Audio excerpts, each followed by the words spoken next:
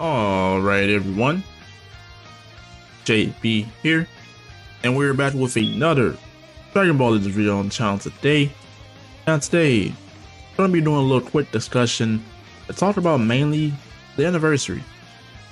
This video is more of like just like a heads up slash guide or advice. Just anniversary is about 2.5 months away, a little under 3 months. I don't see them changing the date too much from the previous like couple anniversaries that we did.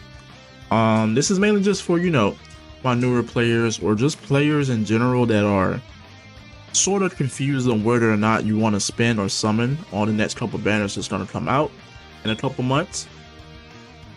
But with that being said, if you're new around here, consider leaving a like on the video and joining the channel, because it's very much appreciated. And first things first, I'm going to talk about, before we talk about everything else, I'm going to mention the advice part of the video, right? So let's just say if you're a newer player, should you save until anniversary? Now let's just say you want to get the best value for your crystals spent. I would say yes. When you look at the anniversary, right now we have some of the banners pulled up for the 5th anniversary. First part, we did get Goku and Frieza alongside this Jiren. And then I believe the second part, it was a dual banner with Orange Piccolo, it's Red Gohan, and the Gammas, and the Magenta right here. Anniversary units are insane. You know, I feel like there's always going to be one that's not as impressive as the others, but majority of the units are insane. And I think for a newer player, that is the best option. Now, I say that, you know, if you're a newer player, maybe if you just have favorite, maybe you're just in the game mainly just as a casual, you just want to collect your favorite characters, by all means do that. Because when I mention some things like saying like summoning for certain characters that benefit your teams, that is for the players that at least take the game somewhat serious, in my opinion. So, you know, if you're just a casual, you're just trying to play the game, have some fun, collect the characters that you want, by all means, that is up to you. Now, for those who might be a little confused, like I mentioned earlier, I would say that because we have 2.5 months, I would say summon on the banners that are beneficial to you, to the teams that you mainly, you know, that you mainly main.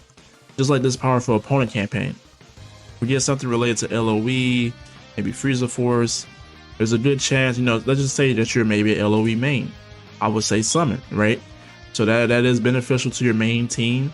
I feel like everyone should probably have one main team that they main in PvP, whether it's meta or not, right? But that is my best advice. And same thing, you know, if you're a casual, by all means, don't listen to me. You know, at the end of the day, that's just me giving out my personal opinion about it. Now, when we look at really quick, when we look at the date for the banners as well. So for the anniversary, the reason why I say about 2.5 months, because today is the 11th. Now this banner, the 5th anniversary, came out on the 27th. Now this is the first banner. Now normally, you know, before we get the first banner, you know, they do their reveals and stuff. And then, you know, we have the little login bonuses they do a couple days ahead of time. Now we look at let's scroll down here, the 4th anniversary.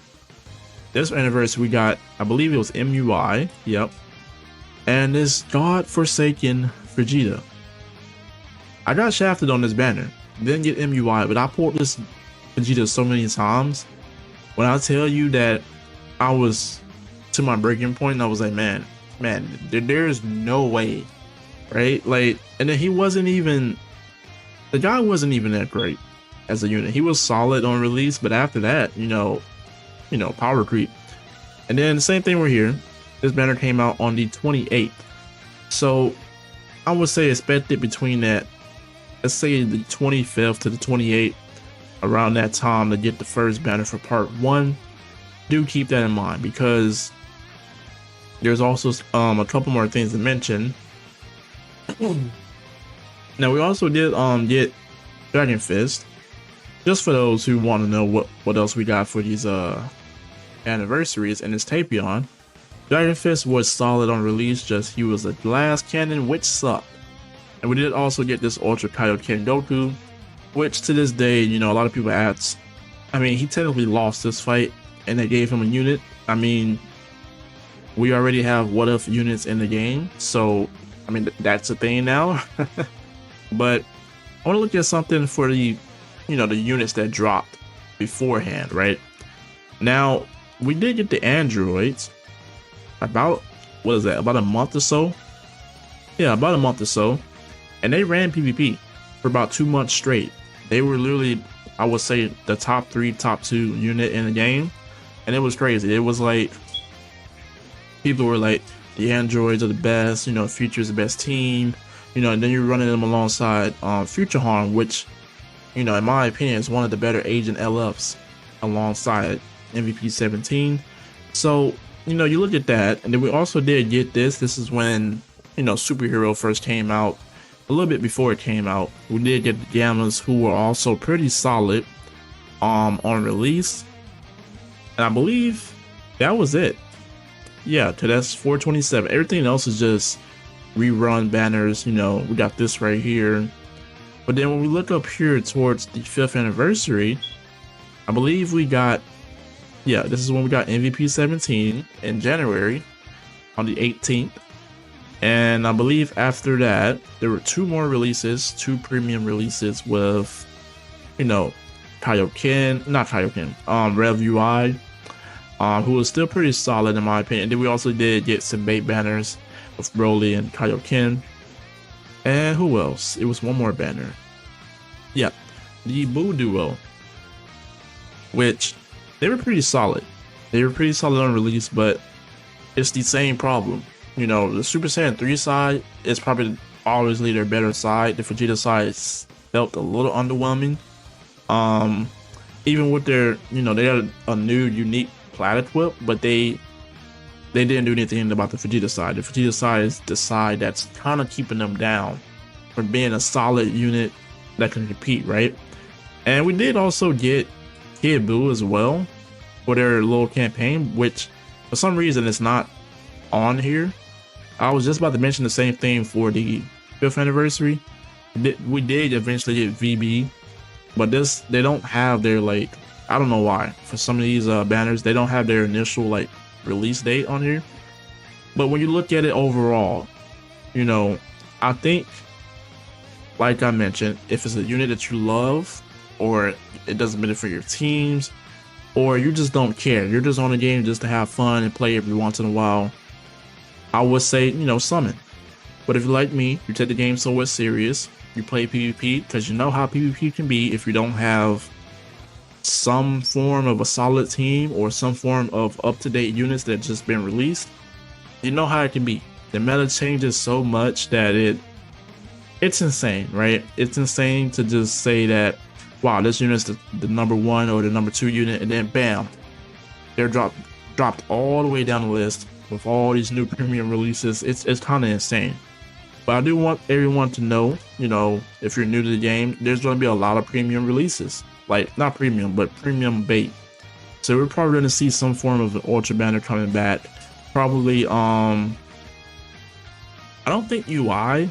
Yeah, I don't think they will drop UI as a bait banner. He just got released not too long ago for Festival. We might see maybe Goku and Bardock. Cause they did all this in in January. They had all these releases with Kaioken, Vegeta Blue, Gogeta. They basically had all the Ultra banners, right? But they were only up for about a week, I think, each. So we might see maybe Hit, maybe Janemba is definitely Goku Black. They love tossing around these Ultra banners right before the big celebration, and then also like these limit break banners and everything. So I think that concludes this video. I feel like maybe if the advice helps, hopefully it helps out, you know.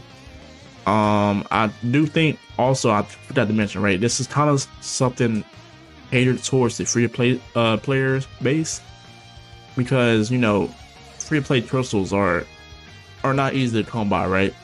You know, especially when the anniversary coming around, they love to just start limiting the amount of crystals that we get before the celebration, because they're trying to bait you with new banners, and then also make it harder for you to save up crystals even after you do summon for those new banners.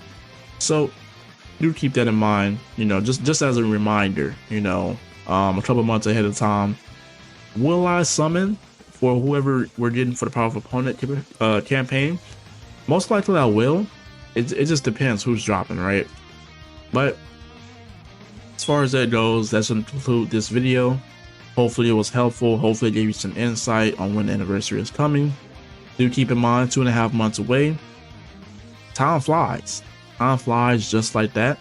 We're already 3 months into 2024, so hopefully, you know, if you are summoning for the new banners, good luck, right? But as always, everyone have a blessed day. It's your boy JB. I'm out.